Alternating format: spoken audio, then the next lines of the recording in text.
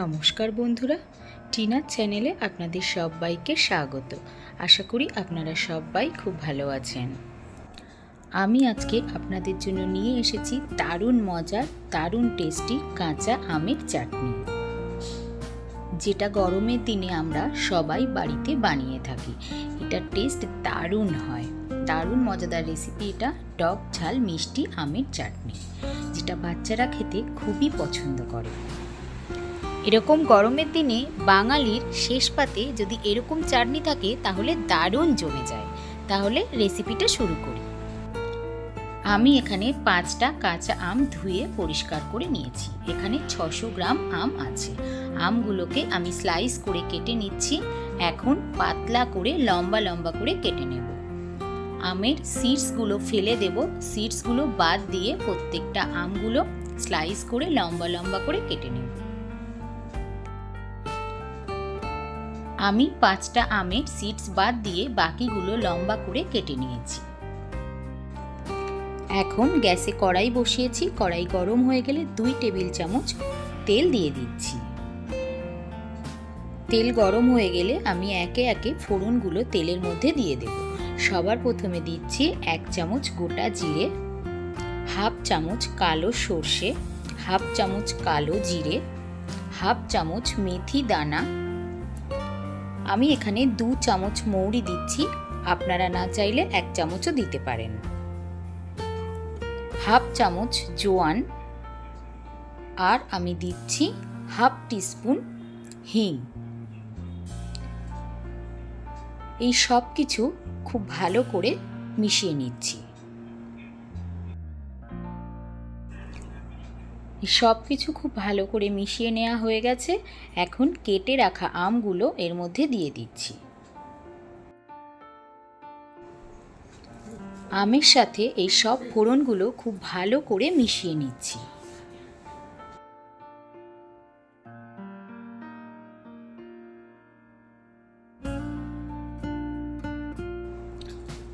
সব কিছু খুব ভালো করে মিশিয়ে নেওয়া হয়ে গেলে এখন এর মধ্যে দিয়ে দিচ্ছি কিছু পরিমাণে জল, ভালো করে আমটা কুক হয়ে যাওয়ার জন্য।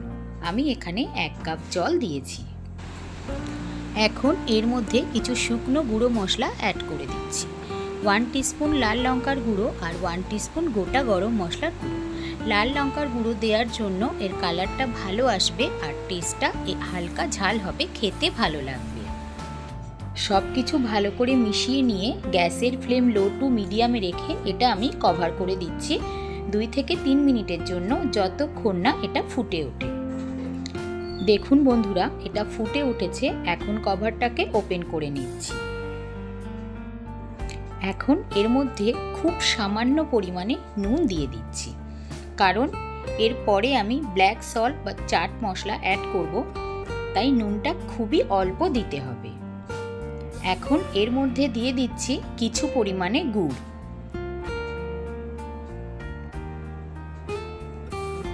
গ্যাসের ফ্লেম লো টু মিডিয়ামে রেখে গুড়টা যাতে ভালো করে মেল্ট হয়ে যায়, এজন্য আমি আবারও এটাকে কভার করে দিচ্ছি, যতক্ষণ না গুড়টা খুব ভালো করে মেল্ট হয়ে যায়। কিছুক্ষণ পর কভার ওপেন করে নিচ্ছি, দেখে নিচ্ছি ভালো করে গুড় মেল্ট হয়ে গেছে কিনা। গুড়টা অনেকটাই মেল্ট হয়ে গেছে। গ্যাসের ফ্লেম একদমই হাইতে রাখবো, যাতে গুড় খুব ভালোভাবে সবকিছু একসাথে মিশে যায়। গুড় ভালোভাবে মেল্ট হয়ে গেছে। এখন একটু চেক করে নিচ্ছি কেমন মিষ্টি হয়েছে। আমার মিষ্টি একটু কম আছে, তাই আরও কিছু পরিমাণে গুড় দিয়ে দিলাম। আমি এখানে মোট 250 গ্রাম গুড় ব্যবহার করেছি। আর এখন দিয়ে দিচ্ছি 1 টিস্পুন চাট মশলা আর 1 টিস্পুন ব্ল্যাক সল্ট। এগুলো দেওয়ার পর আবারও সব কিছু খুব ভালো করে মিশিয়ে নিচ্ছি। গ্যাসের ফ্লেম হাইতে রেখেছি। আর এখন দেখে নিচ্ছি আম কতটা সেদ্ধ হয়েছে। আমগুলো একদমই সফট হয়ে গেছে। চাটনি অলমোস্ট হয়ে গেছে। চাটনি আমরা আরও ঘন করব, তাই হাই ফ্লেমে রেখে আমরা কিছু পরিমাণে এই জলটাকে শুকিয়ে নেব। কিছু পরিমাণে শুকিয়ে না নিলে চাটনি খেতে একেবারেই ভালো লাগবে না। চাটনির মধ্যে গুড় দেওয়ার ফলে কালারটাও ভালো আসে আর টেস্টটাও ভালো হয়। বন্ধুরা, দেখতেই পাচ্ছেন চাটনি আগের থেকে অনেকটাই ঘন হয়ে এসেছে।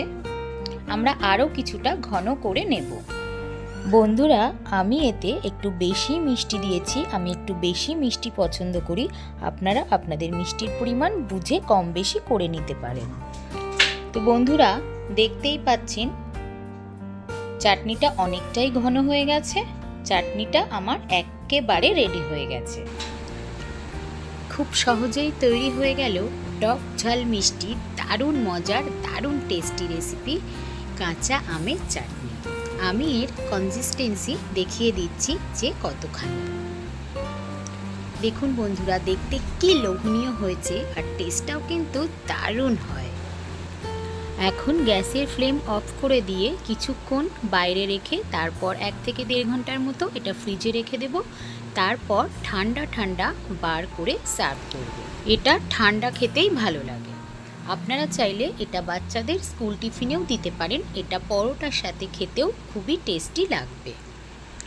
আপনারা এই চাটনিটা অনেক দিন সংরক্ষণ করে রেখে দিয়ে খেতে পারেন।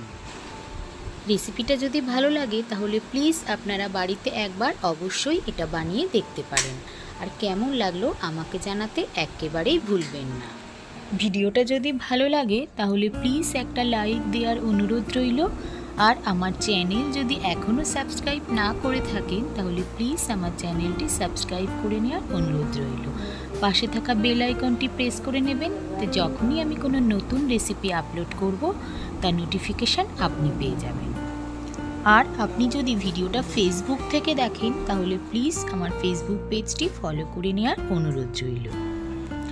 বন্ধুরা, এই টক ঝাল মিষ্টি আমের চাটনি এটা কিন্তু পেটের জন্য খুব ভালো, কারণ এতে খুব ভালো ইনগ্রেডিয়েন্টস দেওয়া আছে, যেমন মেথি দানা, জোয়ান, কালো জিরে, মৌরি, জিরে সব কিছুই ভালো ভালো জিনিস দেওয়া আছে।